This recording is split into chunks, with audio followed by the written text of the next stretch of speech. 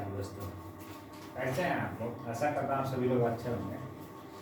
दोस्तों, राजनीति में इस समय पीके अर्थात प्रशांत किशोर क्या अनारकली बन चुके हैं। मैं ऐसे ही नहीं बोल रहा हूँ कि प्रशांत किशोर अनारकली बन चुके हैं, उसके पीछे कई कारण है। तो देखिएगा, राजनीति में पीके कुमार प्रशांत किशोर सबसे पहले क्या कर रहे हैं कि वो 2025 में बिहार इलेक्शन चुनाव लड़ते हैं विधानसभा का, ठीक है। 2025 में ये जब चुनाव लड़ रहे होते हैं तो बहुत बुरी तरीका से हारते हैं, बहुत बुरी तरीका से हारते हैं। अर्थात इनका जमानत जब्त हो जाता है। 243 सीट है पूरे बिहार में विधानसभा के। 243 सीट में एक भी सीट नहीं था जहां पे नंबर दो की पार्टी थी।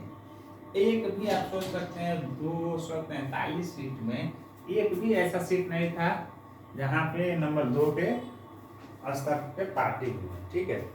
इनका कार्य क्या है, सबसे पहले ये जानते हैं। इनका जो पीके का एक कार्य क्या है, ये काम क्या करते हैं। ये किसी भी स्टेट में अगर चुनाव होता है तो वहां पे प्रशांत किशोर चुनाव की जो है रणनीति तैयार करते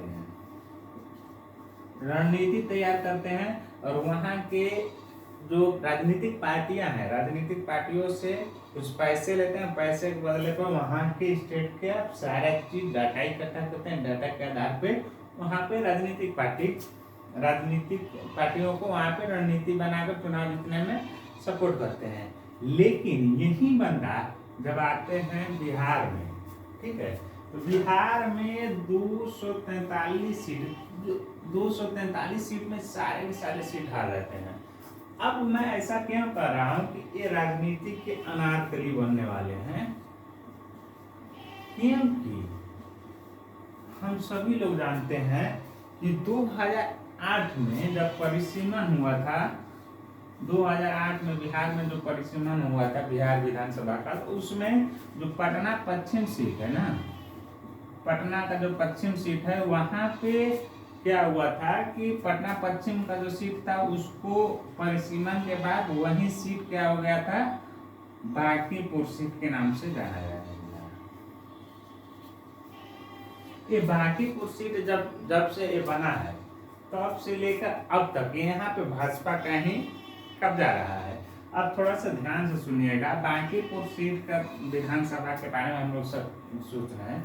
1995 में से लेकर अब तक, जाने 1995 में तो इस समय जो बीजेपी के प्रेसिडेंट हैं नितिन नवीन, 1995 में उनके पिताजी नितिन नवीन जो बीजेपी के प्रेसिडेंट इस समय है, उनके पिताजी 1995 ईस्वी में यहाँ से विधानसभा के चुनाव जीते। तब से लेकर अपने मृत्यु तक वे इस सीट पे, बांकीपुर सीट पे क्या रहे, विधायक बन के रहे। लेकिन इनके मृत्यु के बाद यहाँ पे उनके बीजेपी क्या करती है, नितिन नवीन को वहाँ पे प्रत्याशी बनाती है और नितिन नवीन जीतते हैं। तब से लेकर अब तक नितिन नवीन बांकीपुर सीट से हमेशा चुनाव जीत रहे हैं। लेकिन जैसे ही 2025 का चुनाव होता है ना, 2025 का ये विधानसभा जीतते हैं, उसके बाद बीजेपी अपने प्रेसिडेंट को खोज करती है पूरे भारत भर में, क्योंकि उन्हें नितिन नवीन के रूप में एक तेज तरह और बहुत अच्छे प्रेसिडेंट मिलते हैं, और वो उन्हें क्या करती है, बाकी सीट से छुड़वाकर उन्हें बीजेपी प्रेसिडेंट बनाती है और वहां से राज्यसभा के द्वारा भेज देती है, उन्हें राज्यसभा में इन्हें भेज देती है। तो यहाँ पे क्या होता है कि 2000 जैसे ही प्रेसिडेंट बीजेपी का बनाते हैं बीजेपी, वैसे ही वो जो बांकीपुर सीट है ये खाली हो जाता है। तब से लेकर अब तक जो प्रशांत किशोर है वो अलग लेवल पर खेल रहे हैं।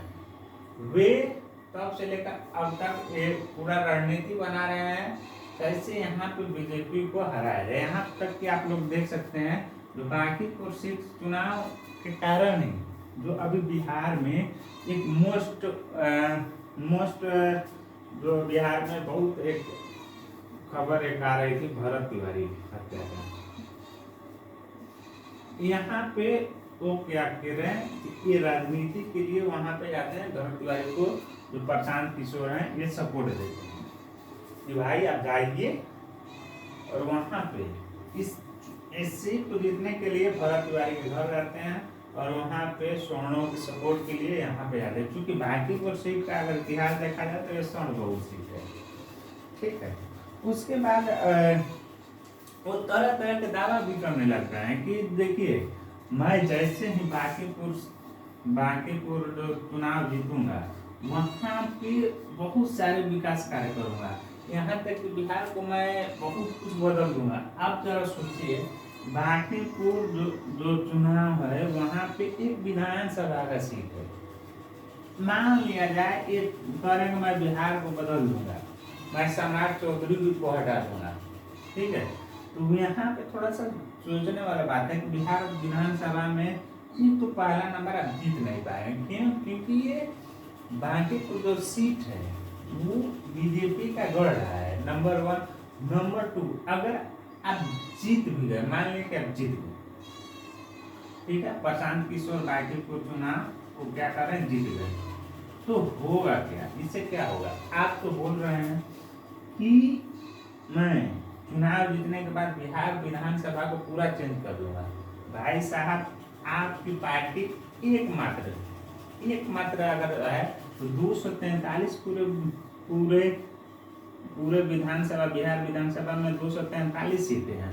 243 सीट के अनुसार ही बिहार विधानसभा में पार्टियों को उनका अपना टाइम दिया जाता है। टाइम अगर दिया जाता है उस हिसाब से 243 सीट है, तो 243 सीट में आपको अगर टाइम दिया जाएगा तो एक मात्र अकेले अगर कैंडिडेट रहेंगे तो आप कितना टाइम आप एक्सपेंड करेंगे?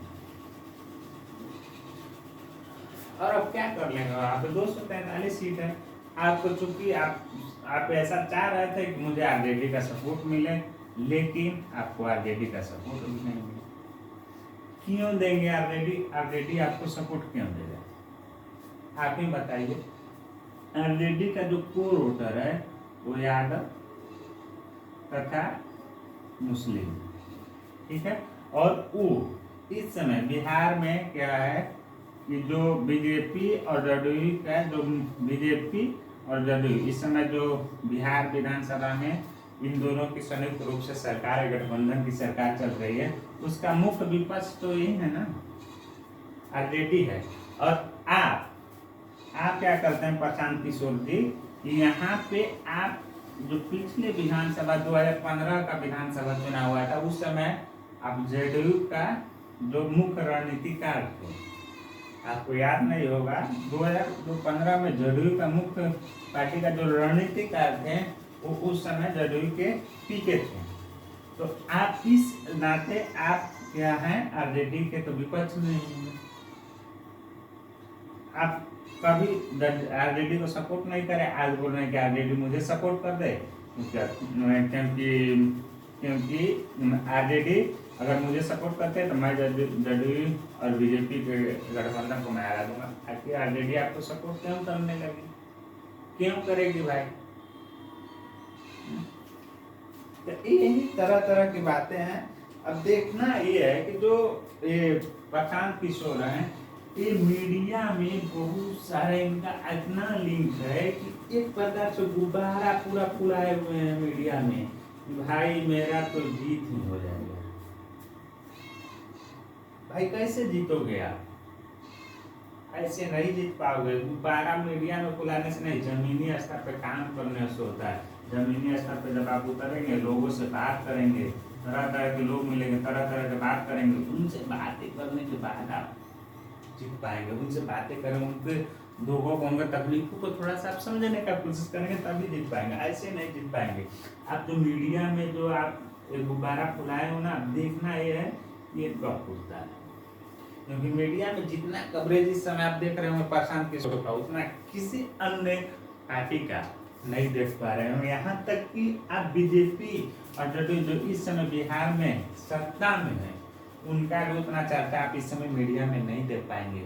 और जो इस समय आरजेडी जो इस समय विपक्ष में है, उतना उनका भी इस समय चर्चा नहीं देख पाएंगे जितना जो प्रशांत किशोर हैं, अकेले व्यक्ति है जो एक भी सीट ना होते हुए, लेकिन मीडिया में अगर देखेंगे, मीडिया को एक प्रकार से इतना कंट्रोल में करे हुए हैं, मीडिया में इतना इनका साधन चल रहा है, या फिर कहीं जो भी आप मान लें कि उनका एक प्रकार से खुला हुआ है कि प्रशांत किशोर एक कर देंगे, प्रशांत किशोर वो कर देंगे। देखना ये है कि फूटता कब है, ठीक है। तो आगे जो विश्लेषण होगा मैं नेक्स्ट डे करूँगा। आप एक बात मैं आपसे बोलना चाहूँगा कि जो भी व्यक्ति ऑप्शन ट्रेडिंग करते हैं, वो धन अकाउंट को मैं इस चैनल के डिस्क्रिप्शन में दे दूँगा, इस वीडियो के डिस्क्रिप्शन में। वो जो भी धन अकाउंट खोलते हैं, ठीक है, इसके द्वारा मुझे जो भी मेरे लिंक से अगर धन अकाउंट खोलते हैं और ऑप्शन ट्रेडिंग करते हैं, इसके द्वारा मुझे जो भी ब्रोकरेज, जो भी पैसा इनकम जनरेट होगा, वो सारा का सारा जो पैसा है वो सनातन के वर्क में लगा दूंगा। सनातन के वर्क में, सनातन के विकास में, सनातन को इकट्ठा करने के लिए मैं सारे के सारा पैसा का लगा दूंगा, इतना जानते हैं, ठीक है। तो जो भी आप अगर ऑप्शन ट्रेडिंग करते हैं, तो अगर आप मुझे सपोर्ट करना चाहते हैं तो यहाँ पे कर लीजिए, या फिर मैं अपना लिंक दे दूँगा UPI का, वहाँ से आप पैसा डाल सकते हैं मेरे को, ठीक है। अगर आप मुझे सपोर्ट करना चाहते हैं तो वहाँ से भी आप कर सकते हैं, ठीक है। धन्यवाद, मिलते हैं अपने नेक्स्ट वीडियो में, धन्यवाद।